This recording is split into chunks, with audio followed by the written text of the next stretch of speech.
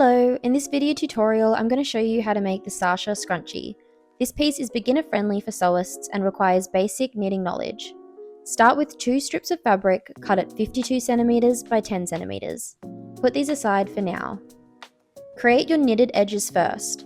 There are a lot of variations you can do with this piece. I've chosen the slightly more frilly version for this tutorial.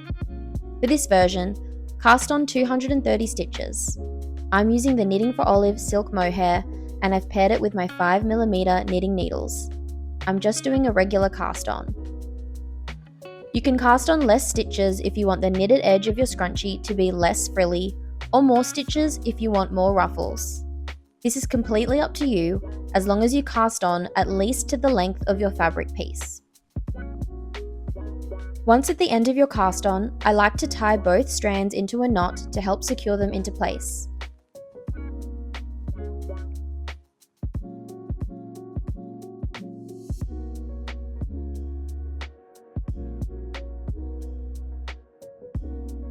Trim any excess yarn. Gently load your stitches onto the needle to make it easier to knit. Now we can start knitting. I prefer to knit continental style, but you can use whatever technique you like. Begin knitting your first row.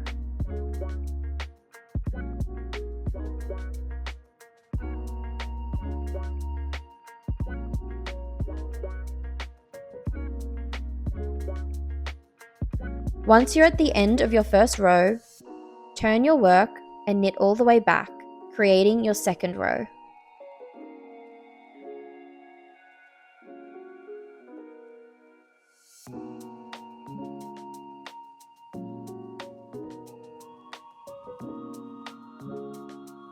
At the end of that row, turn your work again to make a third row.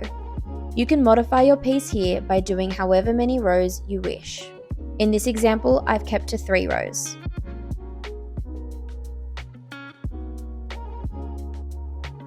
For your final row, turn your work and begin binding off. Knit your first 2 stitches, then loop the previous stitch over the recent stitch. Knit another stitch, loop the previous one over that, and so on until you reach the last stitch. You'll slowly start to see your work detach from the needle.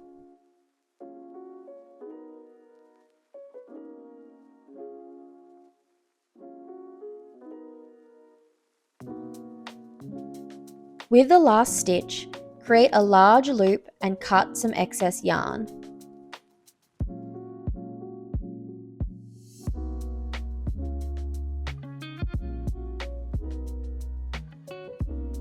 Secure the last stitch by pulling the yarn through the loop and tying it in a knot. I like to create a double knot by pulling it through the loop twice.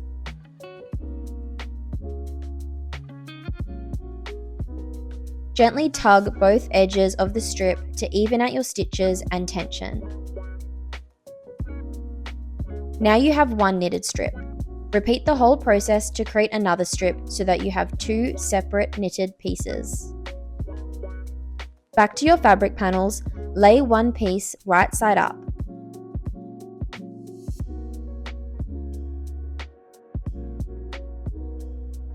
Lay one knitted strip along the long edge of the fabric with the knitted piece facing inwards, aligning both of the outside edges. Leave a 1cm gap at both ends. Gently gather the knitted strip to create some ruffles.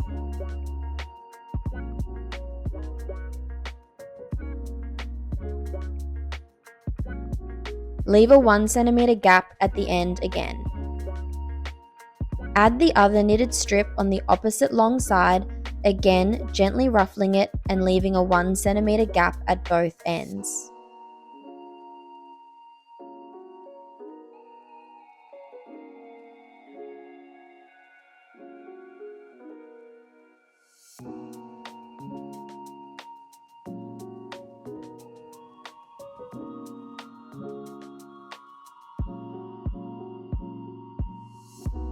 Lay the other piece of fabric over the top, right side in.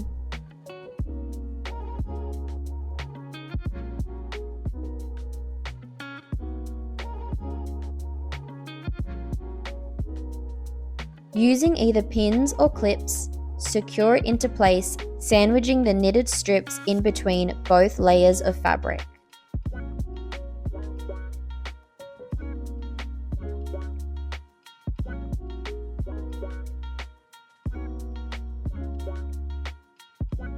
With your sewing machine, set your stitch length to about 3 and tension at about 4. Load your top and bobbin threads with a colour matching your fabric. Leaving a 1 cm gap at both ends, sew down both long edges of your piece, reverse stitching at both ends to secure. Ensure you're capturing the knitted piece in between both layers.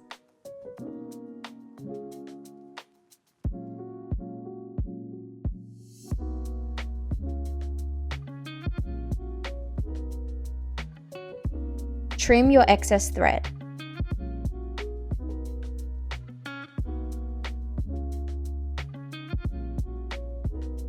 Flip the piece inside out, so now the right side is visible and you can see your frilly knitted edges.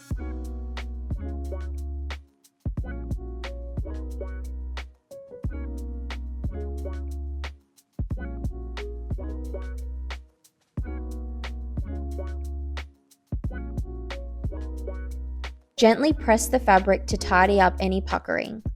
Lay a towel over the top and avoid touching the knitted parts.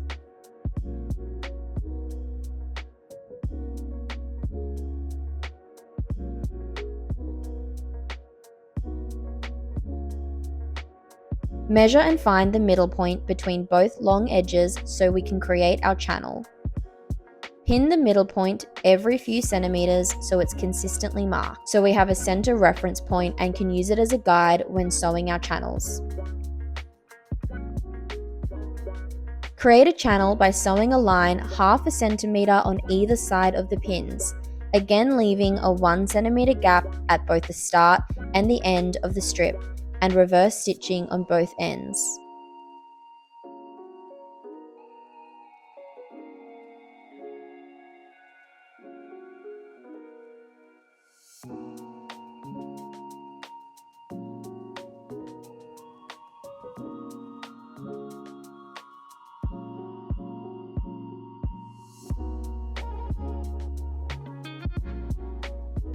Now we have a channel for our elastic.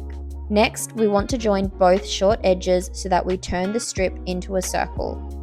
On one short edge, tuck the edges inside the opening, creating a neat hem. This is why leaving that 1 centimeter gap is super important.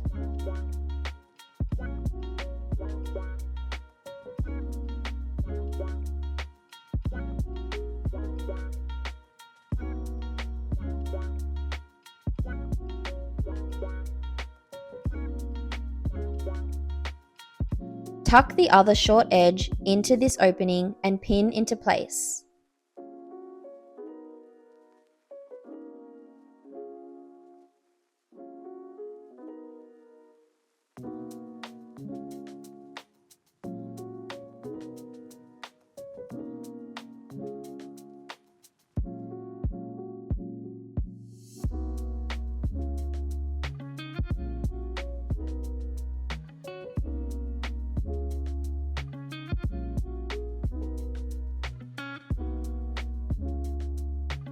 Ensure you've captured and tucked in the reverse side too. Now sew along that seam, but avoid sewing over the channel that we made.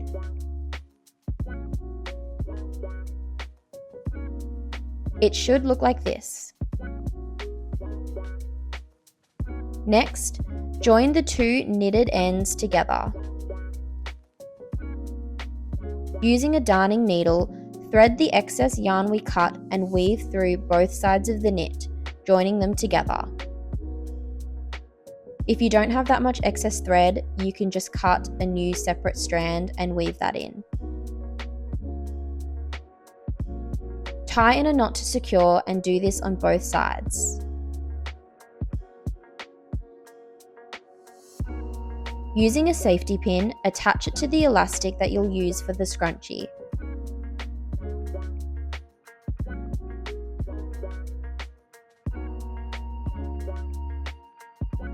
Feed the safety pin through the gap we left in the channel and continue to feed it all the way around the scrunchie.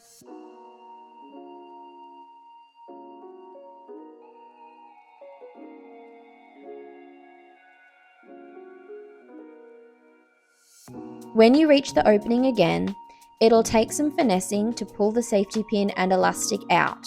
I find it easier if you feed it past the opening and gently pull from the end of the safety pin. So basically by pulling it out backwards. You may have to wiggle between a couple layers of fabric to do this.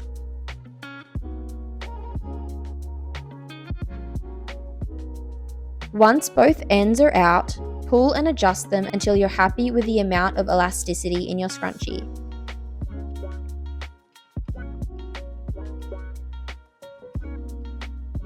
Cut the elastic and tie both ends in a knot.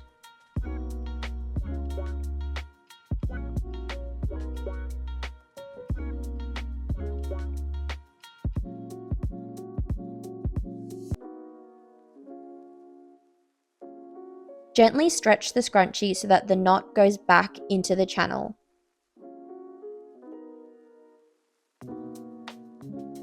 You can go back and sew over the opening to close the channel if you wish. Finally, adjust the scrunchie as needed to even out the ruffles. Now your scrunchie is complete. I hope you love it.